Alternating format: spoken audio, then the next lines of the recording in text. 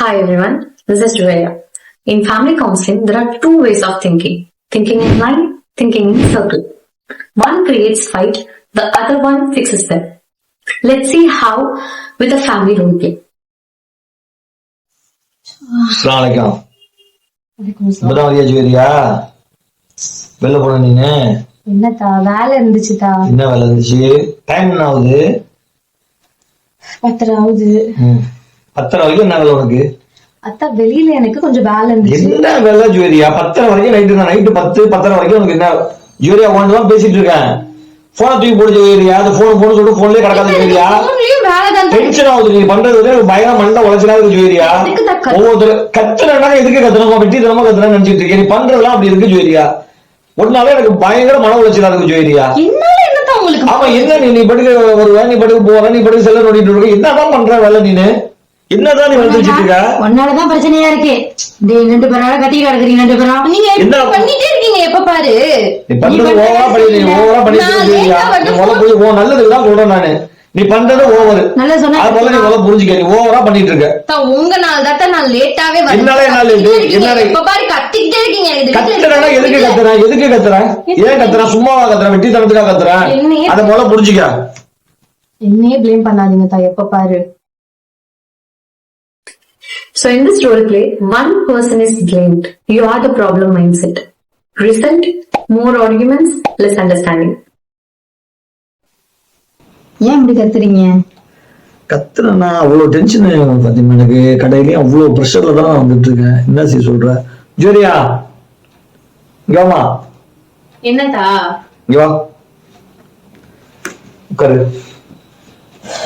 என்னதான் உனக்கு பிரச்சனை சொல்லும் போதுல? என்னதான் பிரச்சனையே இப்படி பண்ணிட்டு இருக்க? எனக்கு பிடிக்கவே இல்லை தான் இங்க இருக்கவே. எப்ப பாரு என்னதான் தான் கத்திட்டு இருக்கீங்க. நீங்களும் சரி அம்மாவும் சரி. யோசிக்கிறீங்களா? எப்ப பாரு நான் தான் உங்களுக்கும் நான் தான் பிரச்சனையா இருக்கேன், அம்மாவுக்கும் நான் தான் பிரச்சனையா இருக்கேன், எல்லாருக்கும் நான் தான் பிரச்சனையா இருக்கேன்னு தான் நீங்க சொல்றீங்க.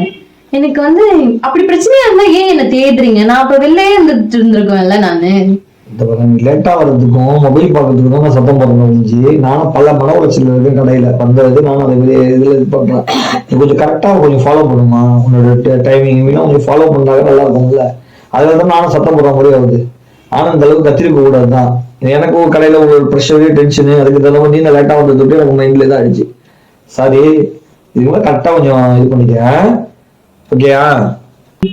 அத்தா இப்படி பேசுறதுனால நான் ஸ்ட்ரெஸ் ஆயிட்டேன். இனிமே அமைதியா பேசி இருந்திருக்கலாம். அவனை புரிஞ்சுக்காம நினைந்துட்டேன். நானும் அவசரப்பட்டு பேசிட்டேன். என்னாலதானே நானுமே இந்த மாதிரி லேட்டா வந்திருக்கூடாது. யாருமே இருந்தாலும் நான் கரெக்டா பண்ணியிருந்திருக்கணும். நீங்க பேசுறப்பயும் நானும் போன் எல்லாம் யூஸ் பண்ணி கொஞ்சம் திமிராவே தான் பண்ணிட்டேன் நானுமே. அதனால நீங்களும் கத்துருக்கீங்க போல.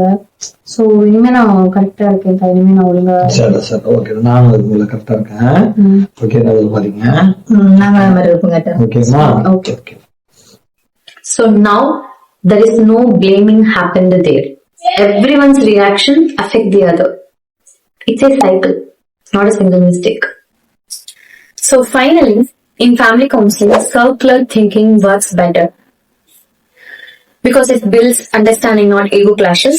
And when families stop blaming and start noticing patterns, problem reduces naturally. So, small change in response, big change in relationship. Thank you. Wait. Don't miss the bloopers. Assalamualaikum. சரி.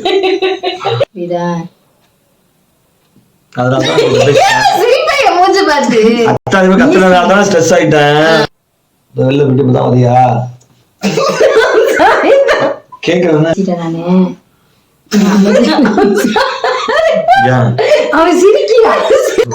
ஒன்னாலதான் பிரச்சனையா இருக்கு. உட்கார்ந்து சொல்லணும். எப்படி நீ கேமரால தெரியுவ?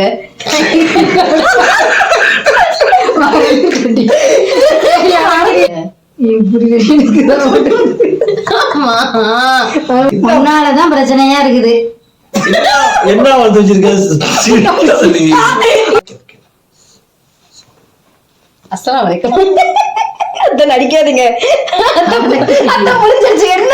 என்ன எழுதிருக்காரு? சும்மா கிறுக்கி வச்சிருக்காரு. எல்லாரும் பாருங்க.